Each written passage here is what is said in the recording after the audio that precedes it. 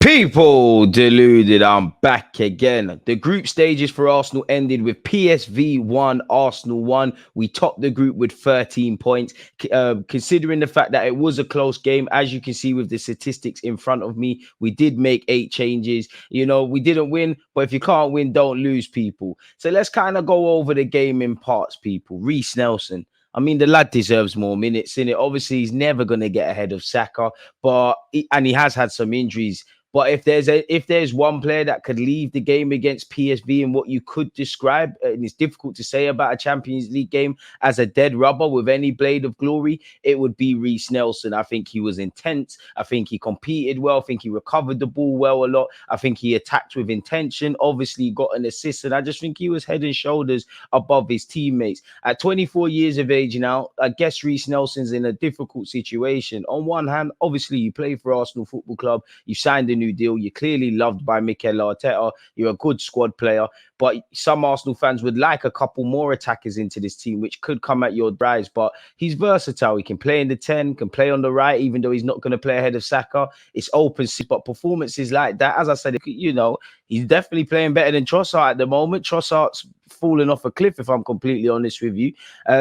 He gives us a lot of versatility. He deserves a lot more minutes. And I personally give him man of the match. You look at the numbers, he had 69 touches, won 12 duels, one possession 8 times, had 5 take-ons, which was also the most, made 4 tackles, 3 touches in the up box, created 2 chances, and obviously got an assist. And I think, again, you can't just look at statistics in isolation, in the same way you can't just use the eye test to tell you everything that you believe you're seeing. But I don't think there's a statistic that needs to tell any Arsenal fans that Reiss Nelson was head and shoulders above a lot of his teammates. And if anyone was man of the match, it was him. We know it wasn't going to be a good game per se. It's a dead rubber. There was 8 changes, but I think Reiss Nelson played with intensity. Reiss Nelson played to the performance levels to think, if you're Mikel Arteta, do I deserve to give him more minutes? Have I done him hard done by? He then obviously spoke on the assist for Eddie Nketiah, and he said, that's my guy. He's on me to try and assist him a lot. So I always have it in the back of my mind. If I can get into an area where I know he can turn and get the shot off, I'll play him, and he done the business today, which you do see them try and find each other a lot of times. And exactly what Reiss Nelson said today, it did well. It said it happened today, but it worked for Eddie Nketiah. Big up Eddie Nketiah for bagging as well. Eddie Nketiah's goal v PSV was his first in the Champions League, which is every child's dream, really, and was assisted by Reiss Nelson, making them the first English pair to combine for an Arsenal Champions League goal since 2014. So big up Halen, and say what you want about Eddie Nketiah. Do we need another striker? Yes. I mean, for me, Eddie could be on the peripheral things. He could be a good squad player, but you want the number 2 striker to probably be Gabriel Jesus, if not anything. But, I do think sometimes Eddie Nketiah is unfairly treated. I do think he's developed well. I do think he's showing higher performance levels and consistency levels. Ultimately, unfortunately for Eddie, for where we want to go, you're just not prolific enough. You just haven't got it in your locker. But, he didn't give himself a new contract. He didn't give himself the number 14 shirt. He's living the dream, scoring goals for Arsenal Football Club, earning a lot of money, wearing the number 14. And although I do think he was greedy on occasions, I do think he probably could have had a second goal if people squared him the ball. I think Kiwior, towards the end of the game, I know he had a goal ruled out for offside, whether that happened or not, but he should have looked to have found Eddie Nketiah, if I'm completely honest with you. So, yeah, big up the Haylenders, Reiss Nelson and Eddie Nketiah. Accurate passes, Reiss Nelson had 95%. So that just shows you how good he played yesterday. Big him up, man. And shout out to Eddie Nketiah as well. As I said, the man's living the dream. I don't think there was too much to scream and shout about from an attacking sense with Arsenal Football Club yesterday. But if there's one thing that I could even praise Cedric for, it's the collective move that led to Eddie Nketiah finishing. And you think Eddie Nketiah is a lot better with a lot more than they did. Big up Aaron Ramsdale for playing games, let alone playing in the Champions League and making a debut. Keeping up the theme with Halen. You lot know me. I am the head of the Emile Smith Rowe fan club.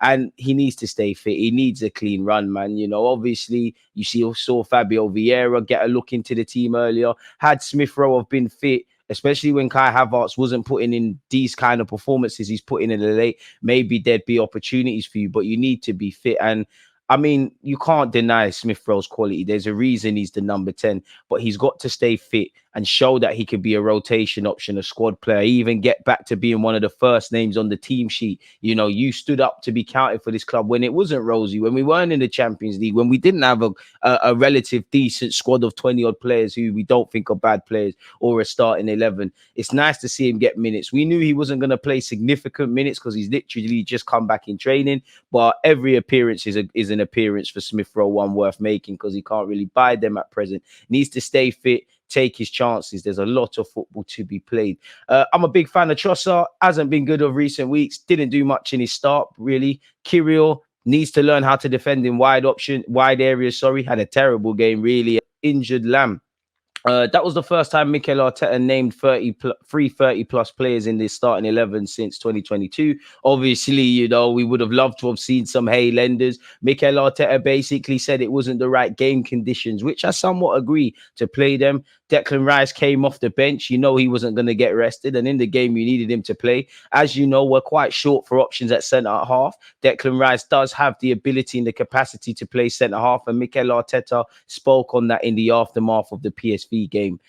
So yeah, we're down to our bare options. Obviously, where you lose Declan Rice in the middle of the park, obviously, you know, he's a better defensive option than some of them, but you lose him in the middle of the park. You don't have Partey. Obviously, Odegaard's form's been inconsistent of late. Kai Havertz is doing his thing, but the jury's still out. A byproduct of us not having enough depth means literally the spine of the team's ruined. You know, Declan Rice obviously can help with build-up play at centre half. He can still pass the ball and gallop forward, but you lose him in the middle. You lose the safety net and the handbrake that he provides you in the middle of the park. Obviously, Declan Rice has been developing his play in the final third. You lose that a lot, but at the end of the day, we could do a lot worse, really and truly. But then if Declan Rice isn't in the middle of the park, who plays in that holding role? Surely it's got to be Jorginho. You know, El Nene looked extremely rusty yesterday. You know, to be fair, Jorginho didn't kind of dictate the tempo of the game to the level I expected from him. So yeah, we were playing a dangerous game where injuries are concerned. Obviously, Saliba had to come off. You hope nothing happens to Saliba, Gabriel, Benjamin White, even Zinchenko, and even Kiwior. We can't afford any more defensive injuries or injuries full stop, really. But it was interesting. You know, Declan Rice has played there before in his career. Obviously, he's been developing as an 8, but we, you know, probably thought he could be a bit of a John Stones at Arsenal when we signed him in August, people. Now, appreciative to you lot for reaching the end of the video. Now, don't forget to let me know your thoughts in relation to our 1-1 draw with PSV. My thoughts, again, I've covered this in another video, so check it out. Obviously, we made 8 changes. PSV and Arsenal are also qualified. We knew it was going to be a bit of a dead rubber. With us making 8 changes, you know, we haven't really got the squad like that. And obviously, there's been a lot of minutes. So you knew we weren't going to play with the same intensity, press with the same intensity, look as defensively solid, and just play with any real fluidity in the middle of the park. That being said, apart from Reiss Nelson, the players that are on the fringes of things, I don't think any of you made Mikel Arteta sit there and go, wow, you know, you're in the team. If anything, it would be Reiss Nelson for me, who I believe deserves a lot more minutes.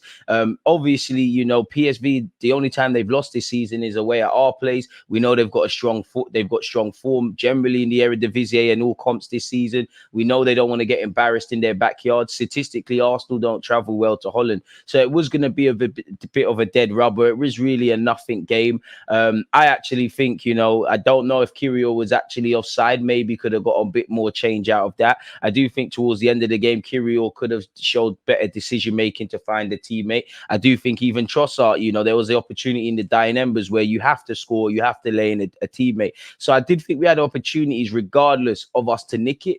But yeah, I don't know what it is with Kiwior as well, because is Kiwior a thing where Mikel Arteta is demanding a lot more from you? Because in the last 2 games, his last 2 starts, but yeah, didn't play terrible against Luton, but didn't pull up any trees. Got absolutely terrorized against PSV, you know. I don't know what it is with Kiwior, because he doesn't look as confident. He's not quite playing the inverted role, and pre-season and Champions League are very different things. But in pre-season, you was looking fairly confident, fairly good in the inverted role. Is Mikel Arteta asking you to play more like a traditional fullback? And I think we can all see Kirill's got a lot of work to be done in defending wide areas. I think there's a lot he could learn from Gabriel in that regard. Big up Saliba and Gabriel, because I think you lot had too much to do. The less said on Cedric, the better. And big up Ramsdale, because I think you deserve a bit like David Raya at Aston Villa. I think you deserve the clean sheet. But I think Kirill's got a lot to learn about defending in wide areas, really. I think he showed obviously, I'm not saying get tight all the time. You're going to get spanned, but I think he showed too much respect to Bakayoko. And, you know, that young whippersnapper out wide smelt blood and wanted to take him on each and every time. You've either got to clamp him or be proactive and let him know, listen, if you want to take me on, it comes at a cost. And obviously, Sergio Dest, who can't buy a game for Barcelona, an absolute fraud of a fullback, has embarrassed him. So, yeah, man, I think Kiwior needs to learn how to defend wide areas. He needs to put in some performances. I think he showed too much respect. Obviously, you've got to find a balance between getting very tight and maybe getting spanned or sitting off. And I don't think he coped well enough in that regards. And I do think they could smell that he was a bit timid in that game, if I'm completely honest with you. Obviously, the 8 changes meant we lost a lot of balance. You know, we lost a lot of intensity and fluidity. But at the end of the day, you can't win them all. On a normal game, I'd be more critical of play of the team, but we got the job done. Of course, I would have loved to have seen the Highlanders come out. You know, I do think the chance to play them was in the 4-0 victory at the Emirates. And I'm not going to say Mikel Arteta is not on the Highland thing, because, you know, Sego Jr.'s made his debut. A number of them have been on the bench and whatnot. But he's not on the charity FC thing like Arsene Wenger, with the greatest of respect, really. I do think, you know, I definitely think out of all of them, I guess it's easier to bring on attackers.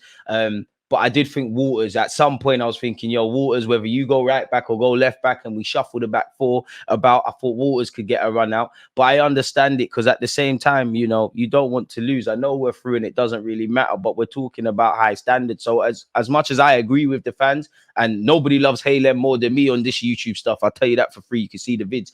I can understand why there was a reluctance to bring them in, because of what we've covered. Mikel Arteta said with the game state. That's not an excuse. Would have loved to have seen them play. Can't imagine they're going to play any part of the Champions League now. But the very fact that you're on the bench and mixing it around says everything. Even if I was Waters, I think if I was the club, Waters does not go out on loan unless I bring in a defensive body, maybe even if I bring a defensive body. But if I was Waters in particular, you're probably banging on the door now, where you need to play professional men's football and play against some tricky attackers and have to put consistency in. I think you've kind of left the under-21s level. So, yeah, if you can't win, you don't lose. You know, on another day, I'd be more critical. But at the end of the day, we got the job done. We're through. PSV are through. We don't know what the landscape surrounding Arsenal, whether that's injuries, form, you know, signings, all of that, and who we're going to play in February. But right now, it's been a dream of a return to the Champions League. We've done what we've needed to do. It's been a dream for us. It's been an absolute nightmare for Manchester United. Man divided. Eric 10 excuses. It's peak for them. Era's come to an end. He must have been talking about their own people.